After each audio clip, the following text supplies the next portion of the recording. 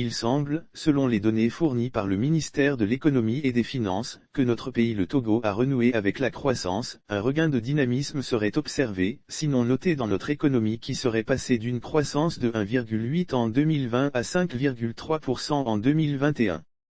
Honnêtement, quel Togolais ne peut pas être content d'une telle bonne nouvelle qui, logiquement, est supposée rendre compte de la courbe d'évolution ou mieux, d'épanouissement progressif de notre peuple. Mais basta. Entre chiffres et réalité du terrain, le trou est béant.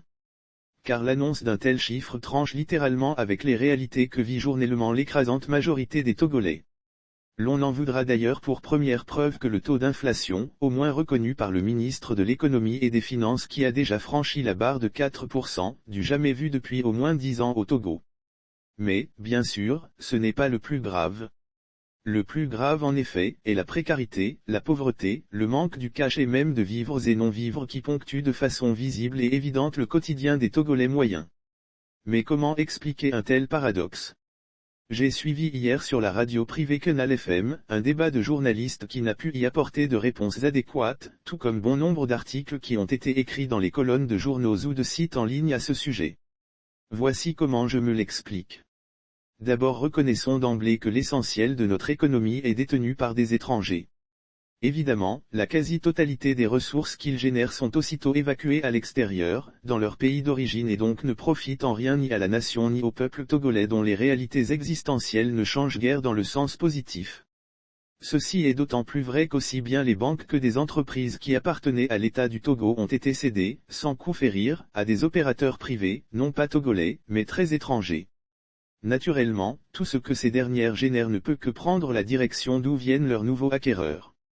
Au même moment, les entreprises locales de pointe, sont pour l'essentiel soit étouffées soit traversent très souvent, des moments de turbulence qui les empêchent de créer conséquemment de richesses, puisqu'aucune ouverture conséquente ne leur est faite au plan national pour leur permettre d'émerger.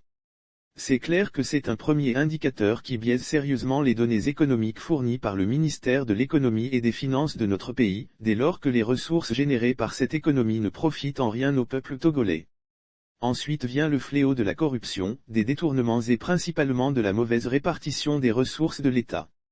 Il semblerait que nos dirigeants n'ont vraiment pas un visage exemplaire en ce qui concerne l'équité et même l'équilibre dans la gestion et la répartition des ressources de l'État. En témoigne justement, le grave trou qui existe entre la classe de ceux que la société appelle les grands et le bas peuple.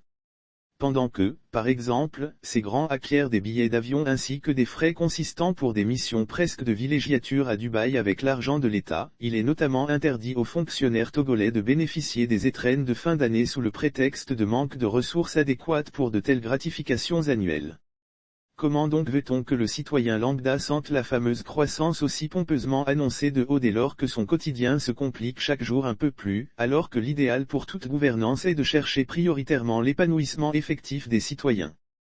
En tout, l'affirmation selon laquelle l'économie togolaise aurait renoué avec la croissance a quelque chose de choquant dans l'esprit de beaucoup de citoyens de notre pays. Je ne mens pas.